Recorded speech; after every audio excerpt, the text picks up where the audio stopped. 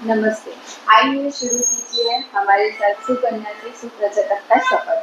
मैं डॉक्टर श्रद्धा लांडे आप सभी का आज के सेशन में स्वागत करती हूँ। लास्ट सेशन में हमने देखा कि पीसीओडी क्यों होता है, उसके लक्षण क्या है और जो नॉर्मल पीरियड साइकिल है लड़कियों में कैसी होनी चाहिए, इसके बारे में हमने जाना। तो मैं करिश्मा मैम का यहाँ पे स्वागत करती हूँ। करिश्मा नरवाली मैम ये गर्भोपनिषद फाउंडेशन के डायरेक्टर है और इनका जो स्पेशलिटी है वो इनफर्टिलिटी और गर्भ संस्कार इसमें है। तो मैम से मेरा पहला क्वेश्चन ये रहने वाला है कि जो पीसीओडी है वो हम नेचुरल वे से कैसे क्योर कर सकते हैं? जी जी डॉक्टर श्रद्धा, बहुत ही अच्छा क्वेश्चन है कि पीसीओडी को हम नेचुरली कैसे क्योर करें। उसके लिए अगर मैं बात करूं तो मैंने जैसे आगे बताया था कि पीसीओडी का जो पहला रीज़न है वही है हमारी इनकरेक्ट लाइफस्टाइल। तो पहले तो हमें ये देखना पड़ेगा कि हमारी लाइफस्टाइल को कि हमें प्रॉपर वे में उसको करेक्ट करना होगा। जिसमें अगर फैक्टर की बात करूं तो क्या क्या फैक्टर हैं, हमारा डाइट आहार कैसा रहता है, दूसरी है हमारा विहार, हमारा डेली रूटीन कैसा है। हाँ, इसमें जो हम इनकरेक्ट वे में जो भी हम कर रहे हैं आहार का या विहार में जो हम हमारे इनकरेक्शन है उसको पहले तो हमें ठीक वे में उसको करेक्ट करना पड़ेगा। तो ये एक रहेगी जो पहली हमें शुरुआत कहाँ से करनी, तो हमें यहाँ से पीसीओडी की ट्रीटमेंट की करनी पड़ेगी। तो मैम आहार में कुछ ऐसा स्पेसिफिक है क्या कि जो हमें फॉलो करना चाहिए? बिल्कुल है कि जो हम आहार को कर रहे हैं तो उसमें कि आहार हम कैसा ले रहे हैं, हमारा डाइट है वो कैसा होना चाहिए, उसका न्यूट्रिशन लेवल क्या होना चाहिए। जैसे पर्टिकुलर मैंने आगे बताया था कि पीसीओडी का जो एज ग्रुप है वो पर्टिकुलर 13 साल से लेकर 35 साल में हो सकता है। टू मेनोपॉज के बीच में कभी भी ये पीसीओडी हो सकता है। तो वो एज ग्रुप ऐसा है कि जहाँ की चॉइस है, आज देखते हैं हम प्रैक्टिस में फास्ट फूड है, जंक फूड है, तो उसको तो बिल्कुल अवॉइड ही करना पड़ेगा। और जो बताया है कि हमारा डाइट कैसा हो, तो जो बताया है षड-रसात्मक भोजन होना चाहिए। यानी उसमें हमारे जो बताया गया मधुर, अम्ल, लवण, कटु, तिक्त, कषाय, इसके पूरा इस षड रसों के साथ का एक पोषण युक्त आहार का आयोजन होना चाहिए। और दूसरी अगर मैं बात बताना चाहूँ तो एक से दूसरे आहार के बीच का अंतर कितना होना चाहिए, ड्यूरेशन कितना होना चाहिए, ये भी एक फैक्टर है। कि हम आज जो प्रैक्टिस में है कि हम बार बार खा रहे हैं या तो फिर ओवर फास्टिंग हो रहा है, तो ये दोनों फैक्टर हैं वो इफेक्ट कर सकते हैं, वो उल्टा कॉज में आ सकते हैं। तो हमें एक से दूसरे आहार के बीच का जो अंतर होना चाहिए वो मिनिमम 6 घंटे का होना चाहिए। बीच में हम कोई भी प्रवाही आहार का यूज कर सकते हैं, लेकिन जो हमें सॉलिड आहार है वो तो एक से दूसरे के अंदर का 6 घंटे तक का तो मिनिमम रहना चाहिए। वो एक है कि आहार के लिए किन नियम का यूज किया जाए। और मैम आयुर्वेद में या फिर ऐसी कोई चीजें है क्या कि जो पीसीओडी के लिए हमें हेल्पफुल रहे? बिल्कुल, अगर मैं आहार की बात कर रही हूँ तो ज़रूर कुछ ऐसी चीज़ें हैं कि जो हमें पीसीओडी के ट्रीटमेंट में मददरूप हो सकती है। जैसे उसमें एक चीज़ बताऊँ कि काले तिल, हाँ, अगर काले तिल का उपयोग उसके रूटीन में किया जाए, रोज किया जाए, तो वो एक आहार ऐसा है कि जो पीसीओडी को क्योर करने में, हार्मोन्स के लेवल को मेंटेन करने में फायदे रूप हो सकता है। दूसरी जो चीज़ है दालों में, जो हम दाल अलग अलग तरह की दाल खाते हैं, मूंग की दाल, अरहर की दाल, उड़द की दाल, उसमें पर्टिकुलर उड़द की जो दाल है वो भी जो है वो पीसीओडी को क्योर करने में फायदे रूप हो सकती है। हाँ, और उसके अलावा जो हम फ्रूट्स की बात कर रहे हैं तो फ्रूट्स में जो है, हाँ, जैसे मखाने हैं वो फायदेमंद है, सिंगाड़े हैं कि जो भी फायदेमंद है। मखाने, सिंगाड़े अपनी प्रकृति के अनुरूप, सीजन के अनुरूप जो उसका उपयोग किया जाए, तो वो भी आहार द्रव्यों में ऐसे द्रव्य हैं कि जो पीसीओडी में सहायक रूप उसको ट्रीट करने में हो सकते हैं। तो ये जैसे मैंने बताया काला तिल, उड़द, मखाने और सिंगाड़े, ये जो है वो 4 द्रव्य ऐसे हैं कि जो हमें मदद रूप हो सकते हैं पीसीओडी को क्लियर करने के लिए। मैम अभी आपने आहार के साथ में एक विहार का टॉपिक बताया, तो पीसीओडी की जो लड़कियां हैं उनका जो विहार है वो कैसा होना चाहिए? वैसे तो सही बताऊं तो हमारा जो डेली रूटीन या ना, यानी कि क्या हमारा किस समय पे हम कौन सी प्रवृत्ति कर रहे हैं। हाँ, जैसे बताऊं कि हमारे वहाँ से शुरुआत होती है, हम उठते कब हैं, हम सोते कब हैं, ये भी एक फैक्टर है कि जो हमारे बिहार में आता है। तो उसका टाइमिंग कैसे सेट करना चाहिए, जैसे बताऊं कि वैसे हमारे शरीर को जो रूटीन निद्रा कितनी होनी चाहिए, तो वो अपने एज के अनुरूप 6 से 7 घंटे के लिए होनी चाहिए। तो उसका टाइम का आयोजन भी ऐसे ही होना चाहिए कि भाई उठने का टाइम जो है वो करीब सूर्योदय से पहले होना चाहिए। तो उसी के अनुकूल हमें 6-7 घंटे का किस तरह से किस टाइम पे सोना, किस टाइम पे उठना, ये एक पहला फैक्टर है कि हमें प्रॉपर उसका आयोजन करना चाहिए। और दूसरी बात जो बिहार में आती है कि हमें कितने घंटे तक बैठे रहना, वो भी एक है कि जो हमें उसका भी आयोजन करना चाहिए कि हमें कितने घंटे तक एक ही एक्टिविटी के लिए बैठे रहना होगा, कितने घंटे दिन में बैठना चाहिए और हमारी एक्टिविटी कैसी होनी चाहिए। तो ये भी एक होना चाहिए कि इसका भी आयोजन प्रॉपर वे में होना चाहिए। मैम आजकल जो पीसीओडी होता है उनमें एक लक्षण ये है ओबेसिटी। तो उसके लिए मोस्ट ऑफ द लड़कियां जो है वो अलग अलग तरह के फास्टिंग के जो डाइट रहता है वो फॉलो करते हैं, लेकिन फास्टिंग कितना ओबेसिटी के लिए या फिर पीसीओडी के लिए हेल्पफुल रह सकता है, या फिर उसके भी कुछ ऐसे फैक्टर्स है जो हार्मफुल है, तो उनके बारे में कुछ आप बताइए। जी बिल्कुल, कि मैंने आगे जो बताया कि आहार का आयोजन कैसे हो, तो ओवर भी नहीं होना चाहिए कि जैसे मैंने बताया कि बार-बार खाना है, हाँ? तो वो भी एक है, वो पॉजिटिव फैक्टर में है, तो उसका सही तरह से आयोजन होना चाहिए। दूसरा है कि फास्टिंग वाला, तो भी है कि फास्टिंग कैसे किया जाए, वो भी एक देखना पड़ेगा। तो फास्टिंग, ओवर फास्टिंग होना मतलब हमारे धातुशय को इनवाइट करना है।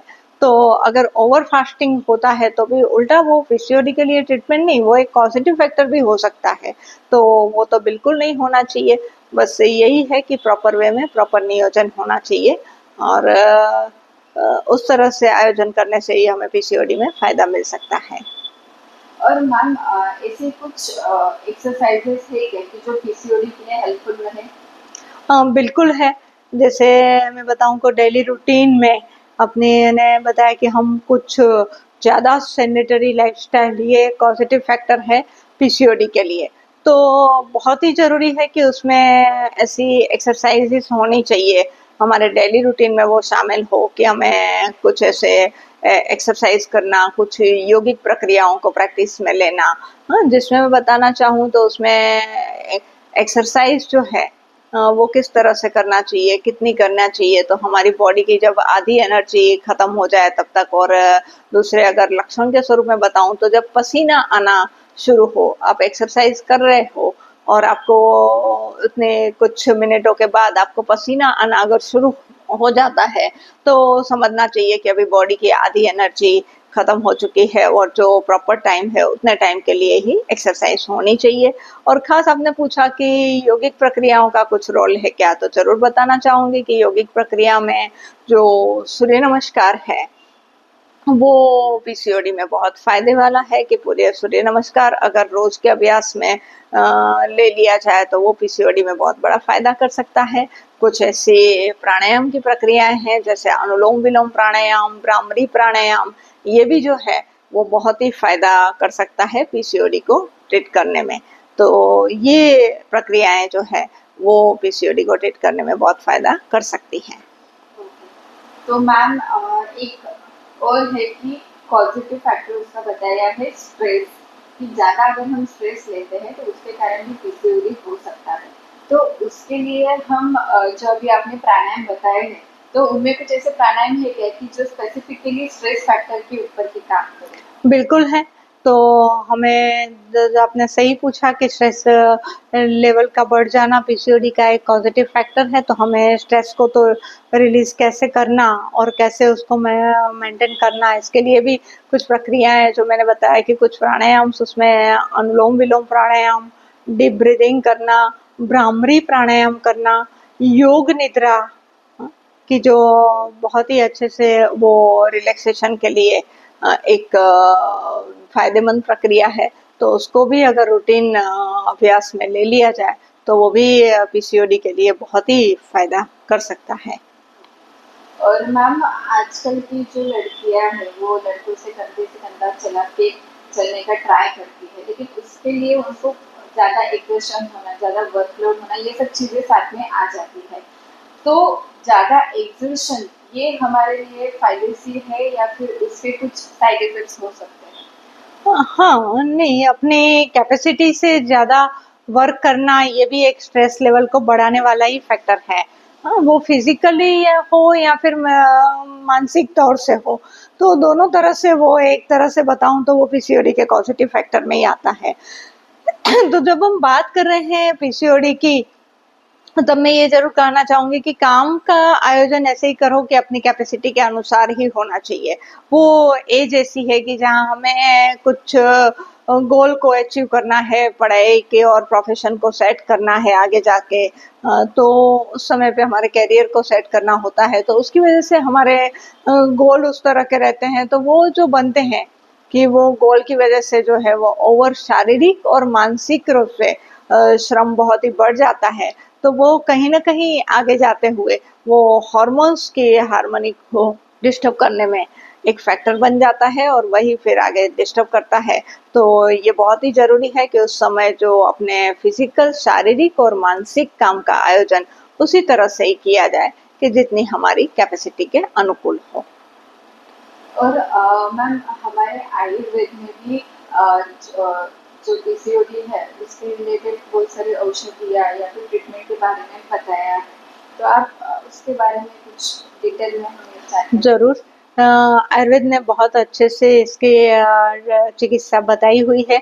अगर मैं बात करती हूँ तो उसमें ऐसे औषध द्रव्यों का उपयोग भी बताया गया है कि उन औषध द्रव्यों का योग्य मात्रा में, योग्य तरह से अगर उपयोग किया जाए तो उससे हम जो ओवेरी, अंडकोश का फंक्शन जो डिस्टर्ब हुआ है, जिसकी वजह से पीसीओडी हुआ है, उस ओवेरी को वापस हम उत्साहित करते हुए और उसके फंक्शन को हम करेक्ट कर सकते हैं और उसको हम पीसीओडी को क्योर कर सकते हैं।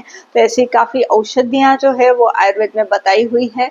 और अगर मैं विशेष तरह से बताना चाहूँ तो आयुर्वेद ने कुछ पंचकर्म चिकित्साएं भी बताई है। पंचकर्म का उपयोग करने से हमें पीसीओडी को क्योर करने में वो बहुत ही कारगर साबित हो सकती है। जैसे मैं बताऊं कि विरेचन है, या फिर वशीकर्म है, कि यह बहुत ही कारगर पंचकर्म की प्रक्रियाएं हैं कि जिसकी मदद से हम पीसीओडी को बहुत ही सरलता से क्योर की ओर ले जा सकते हैं, क्योर कर सकते हैं। तो कुल मिला के मैं आपको बताऊं तो मैंने आगे जैसे बताया कि लाइफस्टाइल को करेक्ट करने से, आहार विहार का प्रॉपर आयोजन करने से, योगिक प्रक्रियाओं को अपने रूटीन में एडॉप्ट करने से और आयुर्वेद की औषधियों का उपयोग से और पंचकर्म चिकित्सा के उपयोग से, ये कुल मिला के इनके उपयोग से हम पीसीओडी को जरूरी अच्छे से